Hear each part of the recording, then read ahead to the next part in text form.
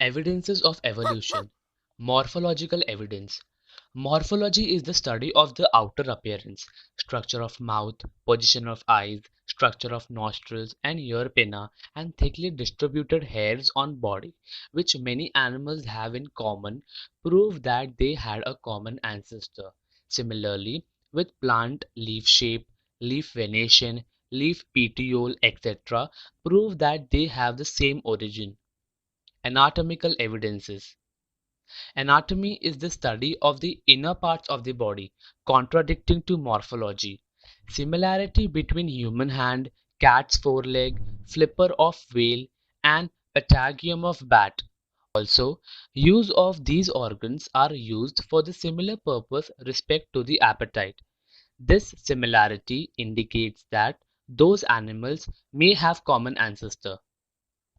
Vestigial organs. Degenerated or underdeveloped useless organs of organisms are called as vestigial organs. Vestigial organs are organs, tissue or cells in a body which are no more functional the way they were in their ancestral form of the trait. Examples: appendix, which is useless to human, is useful and fully functional organ in the ruminants.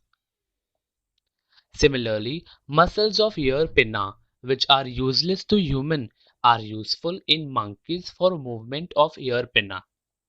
Wisdom teeth, tailbone, coccyx also includes the hair in the human body. These all proves that humans and certain animals have the same ancestry. Paleontological evidences. Large number of organisms get buried due to disasters like flood, earthquake, volcano, etc. Remnants and impressions of such organisms remain preserved underground. These are called as fossils. Study of fossils is an important aspect of study of evolution. We can determine the age of the human fossil and manuscript with the help of carbon dating. This data is used in the paleontology and anthropology for study of evolution.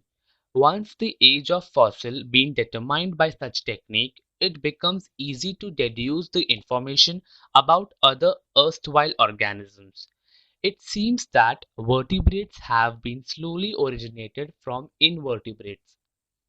Connecting links. Some plants and animals show some morphological characters by which they can be related to two different groups. Hence they are called as connecting links. Here mainly we will talk of three animals. First, Peripatus. Segmented body, thin cuticle and parapodia-like organs are present. Similarly, these animals show tracheal respiration and open circulatory system similarly to arthropods. Hence, Peripatus is connecting link between Annelida and Arthropoda. Duck-like platypus. Lay eggs like reptiles, presence of mammary glands and hairs like mammals. Hence, it is a connecting link between reptiles and mammals. Lungfish, respiration with lungs irrespective of being fish. Embryological evidences. Study of embryonic developmental stages of various vertebrates shows that all embryos shows extreme similarities during initial stages and those similarities decrease gradually.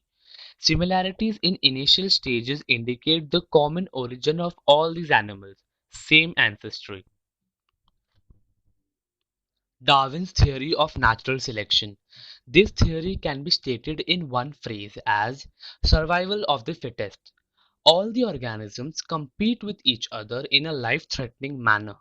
In this competition, only those organisms sustain which show the modification essential for winning the competition. Sustaining and selected organisms can perform reproduction and thereby give rise to the new species with their own specific characters. Darwin's theory of natural selection was widely accepted for long duration. However, some objections were raised against the theory.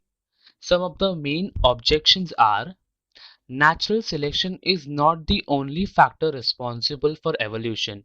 Darwin did not mention any explanation about useful and useless modification. There is no explanation about slow changes and abrupt changes. Irrespective of all these objections, Darwin's work on evolution has been a milestone. Thank you for watching the Academic Squad.